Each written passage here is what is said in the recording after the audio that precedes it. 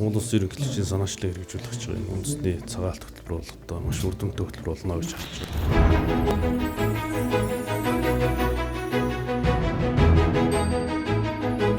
Өдрүүдийг бид нар доктортой зааш нь хөгжүүлэх үйл ажиллагааг тэлэх дотооддоо гүн одоо байгаа боловсролтын төвшинг энэ гүн төвшин боловсролт руу авчих тийм ээ. Энэ одоо шинжилгээг доног төхөөрөмжийн болон хөрөнгө оруулалтыг шинжилгээг хийх нөгөө талдаа одоо малчтаас түүхийд бэлтгэхэд шаардлагатай байгаа урсгал хөрөнгө эргэлтийн хөрөнгөний дэмжлэг одоо жил тутам энэ хөтөлбөрийн хүрээнд тогтмол гаргаж яваа хөнгөлтэй зүйл.